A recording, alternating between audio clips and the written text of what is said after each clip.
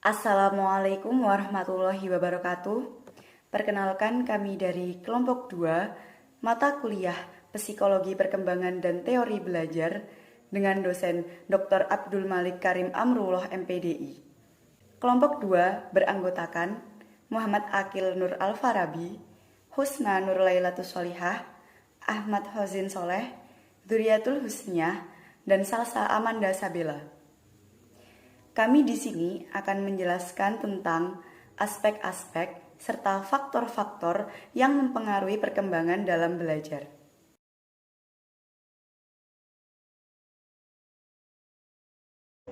Menurut buku yang berjudul Snowball Throwing, Tingkatkan Minat dan Hasil Belajar oleh Eri Syaputra yang dipublikasikan pada tahun 2020, volume 1, halaman 16 hingga 18, membagi aspek minat yang mempengaruhi belajar ada tiga, yaitu aspek kognitif, aspek afektif, dan aspek psikomotorik.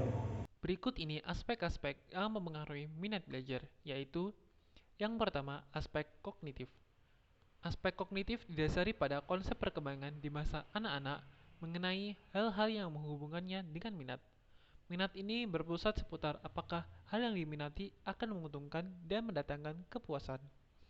Ketika seseorang melakukan suatu aktivitas, tentu mengharapkan sesuatu yang akan didapat dari hal tersebut. Sehingga seseorang yang memiliki minat terhadap suatu aktivitas akan dapat mengerti dan mendapatkan banyak manfaat pada kegiatan itu.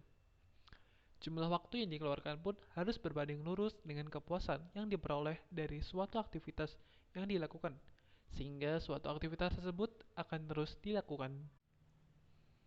Yang kedua, aspek afektif. Aspek afektif atau emosi yang mendalam merupakan konsep yang menampakkan aspek kognitif berupa sikap terhadap aktivitas yang diminatinya. Aspek afektif dikembangkan dari pengalaman pribadi, sikap orang tua, guru, dan kelompok yang mendukung aktivitas yang diminatinya. Seseorang akan memiliki minat tinggi terhadap suatu hal karena kepuasan dan manfaat yang telah didapatkannya, serta mendapat penguatan respon dari orang tua, guru, kelompok, dan lingkungannya. Hal tersebut menimbulkan seseorang akan fokus, memiliki waktu khusus, dan memiliki frekuensi yang tinggi terhadap aktivitas yang diminatinya tersebut.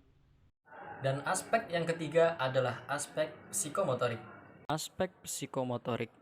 Aspek psikomotorik lebih mengorientasikan pada proses tingkah laku atau pelaksanaan sebagai tindak lanjut dari nilai yang didapat melalui aspek kognitif dan diinternalisasikan melalui aspek afektif sehingga mengorganisasi dan diaplikasikan dalam bentuk nyata melalui aspek psikomotor. Seseorang yang memiliki minat tinggi terhadap suatu hal akan berusaha mewujudkannya sebagai pengungkapkan ekspresi atau tindakan nyata dari keinginannya. Kriteria minat seseorang digolongkan menjadi 3 kategori. Yang pertama adalah rendah, yakni jika seseorang tidak menginginkan objek tertentu. Yang kedua, sedang, yakni jika seseorang menginginkan objek atau minat akan tetapi tidak dalam waktu segera. Dan yang ketiga adalah tinggi, yakni jika seseorang menginginkan objek dan minat dalam waktu segera.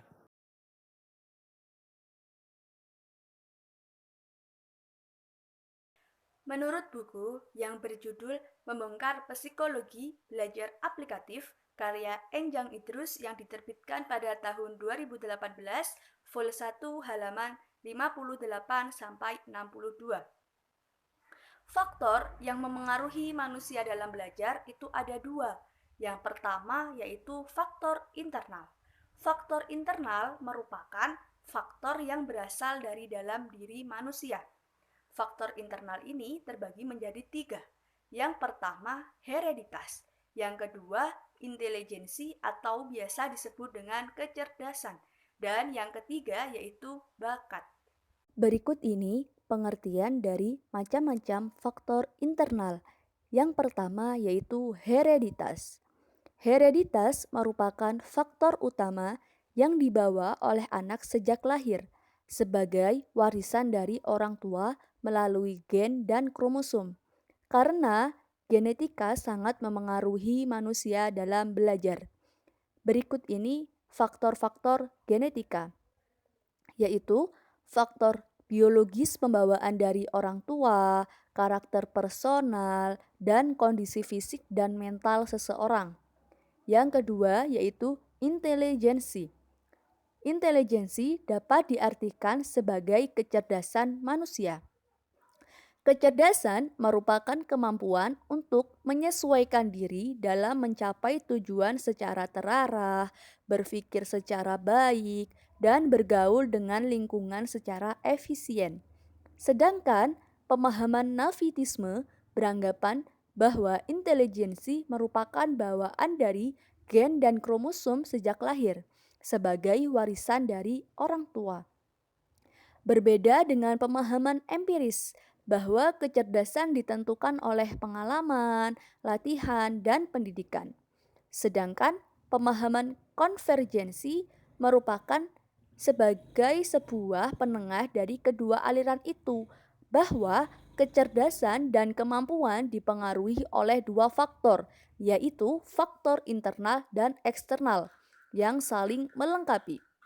Kecerdasan sangat beraneka ragam, di antaranya kecerdasan intelektual, kecerdasan emosional, kecerdasan spiritual, kecerdasan multifungsional, dan kecerdasan majemuk.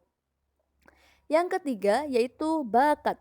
Bakat merupakan kemampuan yang ada dalam diri manusia sejak lahir, di mana kemampuan tersebut dapat digunakan untuk mempelajari sesuatu dengan cepat dan dengan hasil yang baik.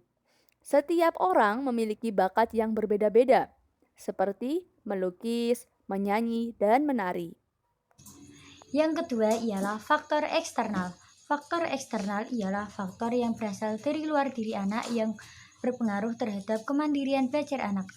Faktor eksternal ini terbagi menjadi 3 bagian, yaitu yang satu, faktor keluarga, nomor 2, faktor lingkungan, dan nomor 3 ialah faktor lingkungan masyarakat. A. Faktor keluarga. Keluarga merupakan lingkungan pertama dan utama dalam kehidupan anak, tempat ia belajar sebagai individu sosial dalam berinteraksi dengan kehidupan keluarganya. Keluarga selain tempat anak berkembang sebagai makhluk sosial, juga terdapat faktor-faktor yang mempengaruhi kemandirian perilaku anak, yaitu antara lain faktor struktur keluarga, sosial ekonomi, dan kebiasaan orang tua. Nomor B, faktor lingkungan. Walaupun berpengaruh pendidikan di sekolah terhadap kemandirian belajar anak atau siswa, kurang mendapat penelitian yang jelas, namun perannya cukup besar. Sekolah tidak hanya berperan memberikan pengetahuan, tetapi lebih dari itu. Sekolah merupakan penyelenggaraan pendidikan yang mencakup pengajaran, latihan, dan bimbingan. Oleh sebab itu, guru selain mengembangkan kemampuan akademik anak atau siswa, juga berperan membimbing mereka agar mampu mandiri dalam belajar. Hal ini sesuai dengan pendapat Soekarti 1988 bahwa guru sebagai pengelola pengajaran berperan menciptakan kondisi-kondisi belajar sedemikian rupa sehingga sikap murid dengan belajar dapat efektif dan efisien. Nomor C, faktor lingkungan masyarakat. Masyarakat dan budayanya memberi pengaruh terhadap warganya, baik yang menyangkut cara berpikir, cara bersikap, dan cara berperilaku. Pengaruhnya dapat dilihat dari perbedaan antara masyarakat yang maju dengan masyarakat yang konvensional, yang menunjukkan sikap dan tingkah laku yang berbeda. Perbedaan tampak dalam gaya hidup seperti cara makan, cara berpakaian, cara berpikir, dan cara memelihara kesehatan. Sehingga apabila dikaitkan dengan sikap kemandirian belajar anak, maka tampaklah jelas, yaitu anak yang mempunyai kemandirian belajar yang baik apabila mendapat lingkungan masyarakat yang baik. Sebaliknya, anak yang mendapat pengaruh lingkungan masyarakat yang kurang baik akan diragukan kemandirian belajarnya. Hal ini seperti yang dinyatakan oleh Samsu Yusuf 2008, kebudayaan suatu masyarakat memberikan pengaruh terhadap setiap warganya. Terima kasih. Wassalamualaikum warahmatullahi wabarakatuh.